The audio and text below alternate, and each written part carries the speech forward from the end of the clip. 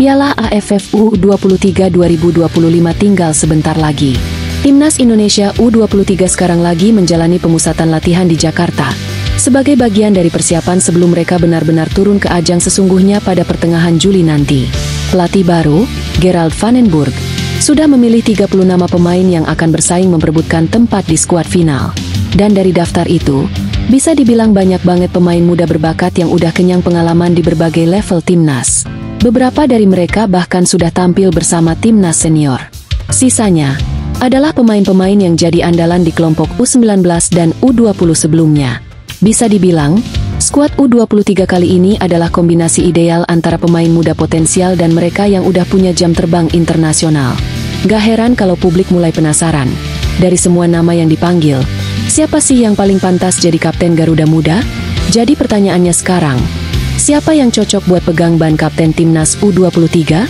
Karena faktanya, cukup banyak pemain dalam daftar ini yang pernah jadi kapten di kelompok umur mereka masing-masing. Artinya, kualitas kepemimpinan di skuad ini sebenarnya merata. Tapi tetap aja, pasti ada satu nama yang dianggap paling layak buat memimpin tim di atas lapangan.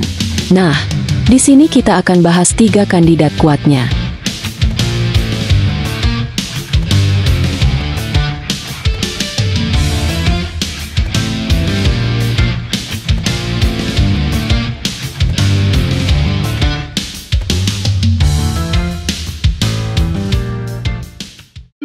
Satu, Muhammad Ferrari. Kalau kita bicara soal pengalaman, Muhammad Ferrari jelas nggak bisa dilewatin begitu aja. Pemain yang satu ini sudah lama dikenal sebagai bek tangguh, dan sudah membela timnas di berbagai kelompok umur, mulai dari U19, U20, sampai akhirnya tembus ke timnas senior. Transfermarkt mencatat bahwa Ferrari sudah tampil dalam 7 laga bersama timnas Indonesia senior, bahkan berhasil mencetak 2 gol. Itu pencapaian yang cukup luar biasa, apalagi buat pemain yang berposisi sebagai bek tengah. Selain kemampuannya di atas lapangan, Ferrari juga dikenal punya jiwa kepemimpinan yang kuat. Di masa lalu, dia sering dipercaya jadi kapten saat memperkuat timnas U20. Dan di posisi sebagai bek tengah, dia punya peran penting buat mengatur barisan pertahanan sekaligus jadi komunikator utama antara lini belakang dan lini tengah. Gaya mainnya pun cenderung tenang dan dewasa. Cocok banget buat jadi figur pemimpin di lapangan. Usianya sekarang 22 tahun, dan secara umur dia juga masuk dalam rentang usia tertinggi di skuad U23.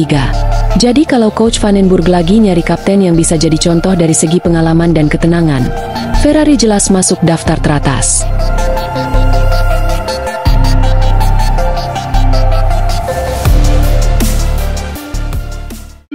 2, Doni Tri Pamungkas. Selanjutnya ada nama yang juga nggak kalah menarik, yaitu Doni Tri Pamungkas. Pemain yang satu ini memang masih muda, baru 20 tahun. Tapi soal pengalaman, dia udah lumayan punya jam terbang, baik di timnas maupun di level klub bersama Persija Jakarta.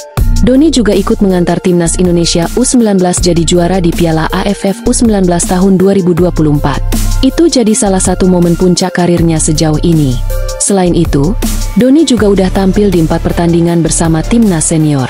Jadi meskipun usianya masih muda, dia udah ngerasain atmosfer pertandingan besar dan tahu gimana rasanya bawa nama negara di level tertinggi.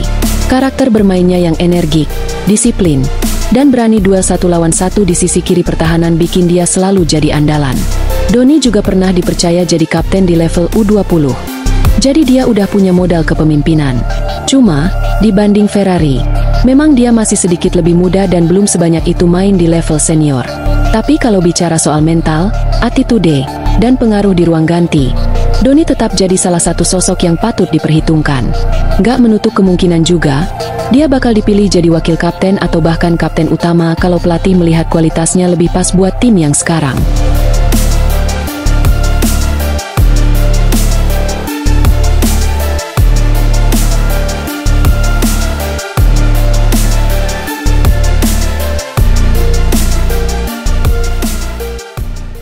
Tiga, Hoki Caraka.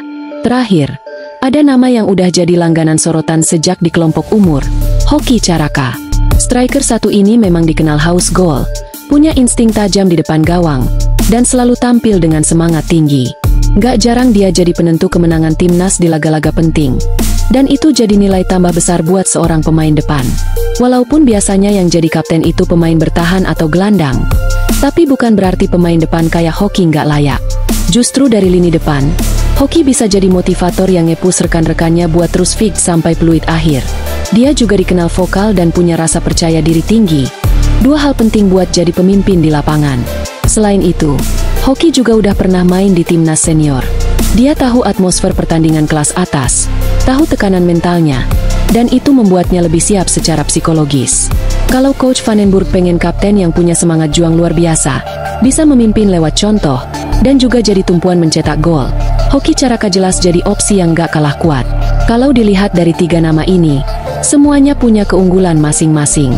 Ferrari unggul dalam pengalaman dan posisi yang strategis untuk jadi pemimpin dari belakang. Doni punya karisma dan jam terbang di usia muda, serta terbukti bisa jadi kapten di masa lalu. Sementara Hoki punya energi besar dan bisa jadi pemimpin dari lini serang. Coach Vandenburg jelas punya tugas berat buat milih siapa yang paling cocok di antara mereka. Tapi di sisi lain, ini juga jadi pertanda bagus. Karena artinya timnas U23 kita sekarang punya banyak pemain berkualitas. Bukan cuma dari sisi teknik, tapi juga karakter dan mentalitas. Siapapun yang nanti dipilih jadi kapten, besar harapannya dia bisa bawa Garuda Muda terbang tinggi di Piala AFF U23 2025 nanti.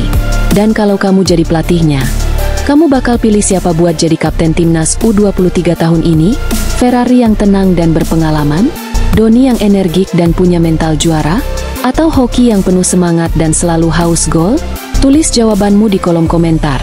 Dan jangan lupa bagikan video ini ke teman-teman pecinta bola lainnya, biar makin banyak yang ikut diskusi.